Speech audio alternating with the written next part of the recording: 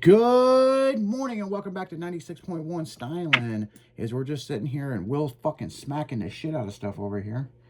I don't know what that was about, but did you want to do the intro, son? That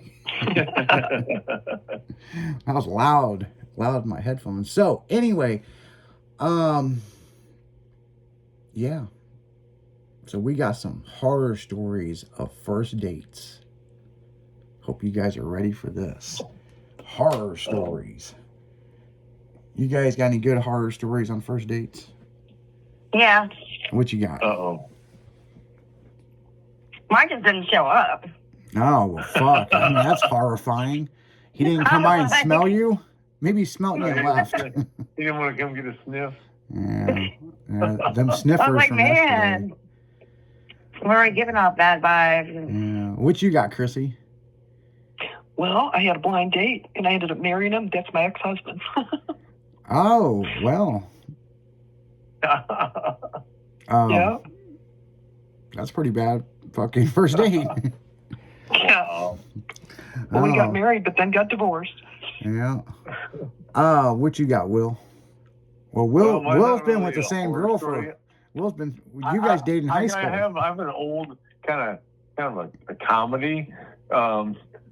Dating this gal, and her blinker fluid was out, so I told her to stop by the auto parts store and go in and get some blinker fluid.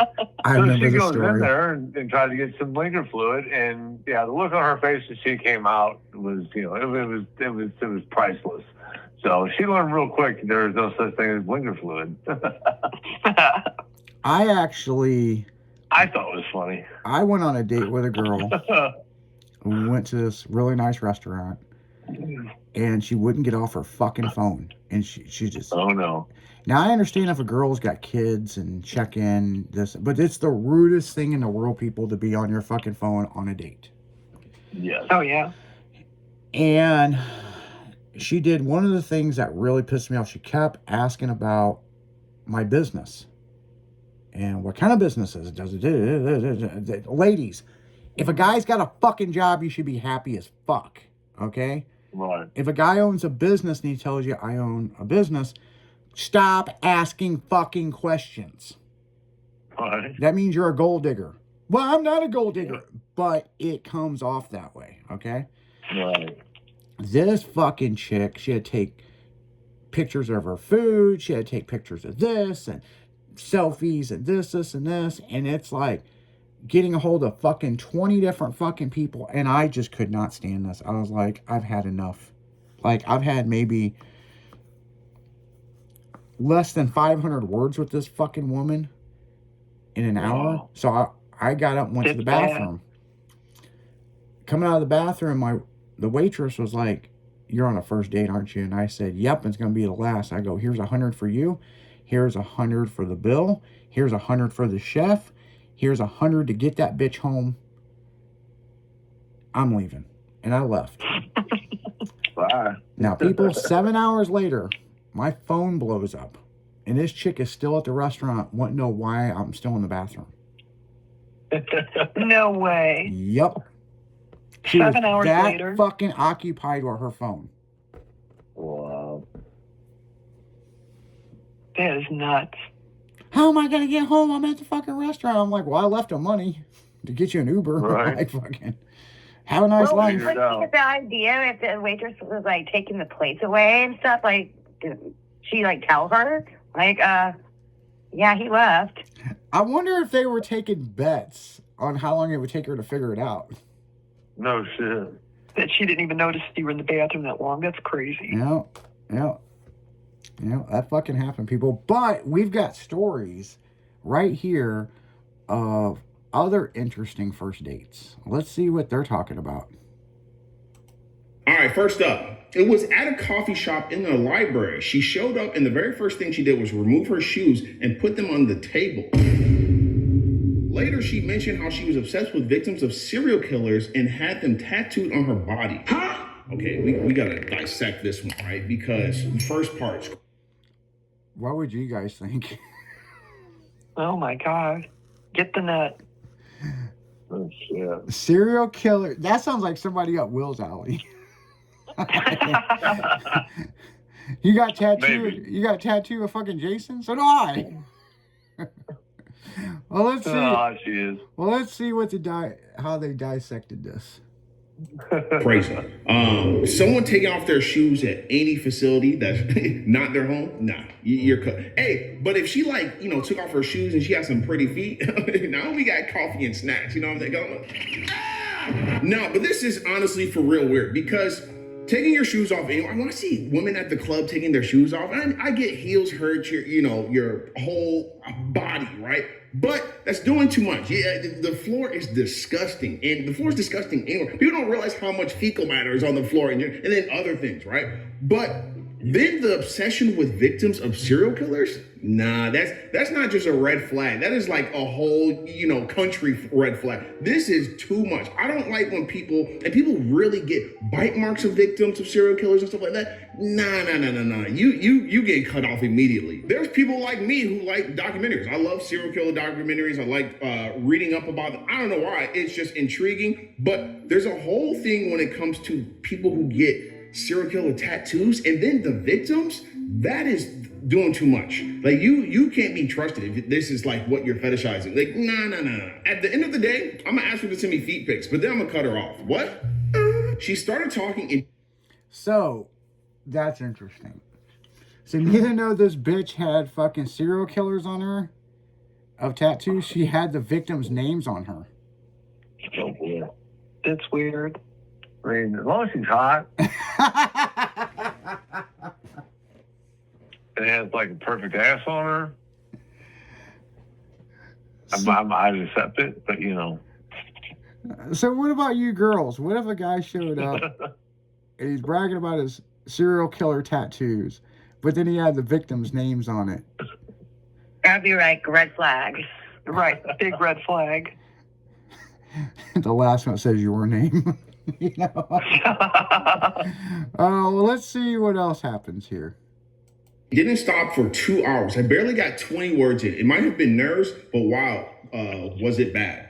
Okay, I like a yapper. If you want to talk and shoot the shit or just like yap, like cool. But it's also, like I said in the last, I like a listener too. I think yappers can either be anxious, nervous, or they're comfortable, right? And sometimes people don't like when it's one side. I get it. You want to get a few words in. You want to tell about yourself. Like you might be learning about this person, but once it feels like one-sided in any, direction, it kind of like falls off, like in that connection or chemistry doesn't feel there. But I also get when people start yapping too much and you can't get a word in or put your side of the story or just anything, right? And then it starts feeling like that Charlie Brown, like parenting. Y'all don't want to talk about, I don't know how old y'all are, but like that is doing too much and it just becomes not boring in a sense, but I get overstimulated. I'm just like, you know what? I'm over this. And when it comes to like first impressions, it's like, is this how it's always going to be where I can only get like 3-4 words in and they're not going to listen to me. I just got to listen to them all day. Then I'm like, yeah, this ain't it. That's all the time I've got. I met this woman through, I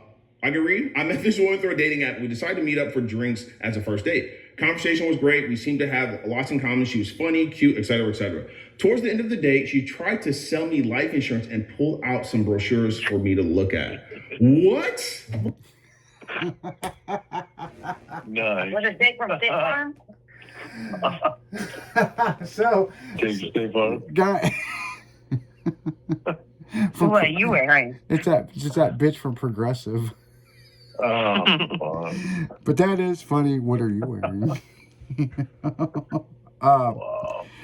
Wow. So I got a funny one for you guys, and we'll go back to this, okay? One thing that I hate being a business owner is the motherfuckers coming in my fucking place of business from Aflac. Oh, yeah. Drives me fucking crazy. And they don't want to talk to me. They want to talk to my employees. And, this, and this, Right. and all this other shit, right? So when I was going through my divorce, I met this girl. She didn't tell me what she did or anything. But she had met me before. And I didn't realize this. And she was one of them Affleck bitches that I threw out of my shop. Oh, So I'm seeing this girl for a couple weeks. Sex is great and all this. And we got done having sex, and she got in her bag, and she pulled out this lip gloss. And I was like, oh, what flavor is that? And she goes, it's Affleck Cherry. And I'm like, Affleck? I was like that fucking annoying duck on TV? And she goes, yeah, I work for Affleck. Remember you threw me out of your business? And I was like, what? She goes, I'm only here to fuck you, so you've got 80 employees. I need that account. I was like, say what? I've been banging this chick for a couple of fucking weeks, and she was banging me just to get to my employees. I was like, man, if you're that hard up for it, I mean, shit, I'll bring you in tomorrow. Fuck. Right. You know, I couldn't believe that. So let's see what else happened on this date, people. Bro, she was giving you a sales pitch. She was a door-to-door dates person. That's crazy. I'm sorry. That's the worst, because that's like when people, like dudes, go to the strip club and they be like, oh yeah, she really liked me. Bro, she is a saleswoman. She is trying to get you to buy something. Buy some booty in the face. Like this, in the dating sense, nah. I would have been mad too. To me, that feels like a Black Mirror episode. You just go on a date and then she tries to sell you something at the end. Like, absolutely not.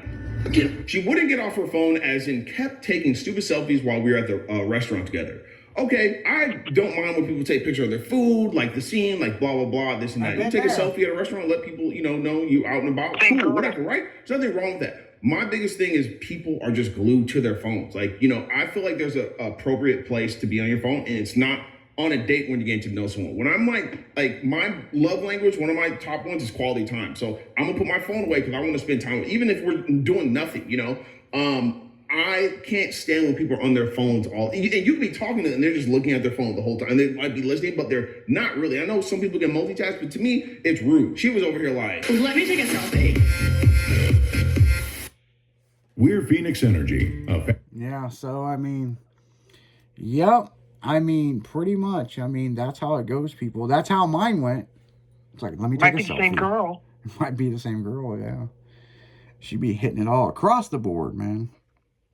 So, yeah, when we come back from the break, we've got more first date horror stories. So, you guys stay tuned. You guys be safe on the way to work, and we'll catch you here at 8 o'clock. We'll be right back.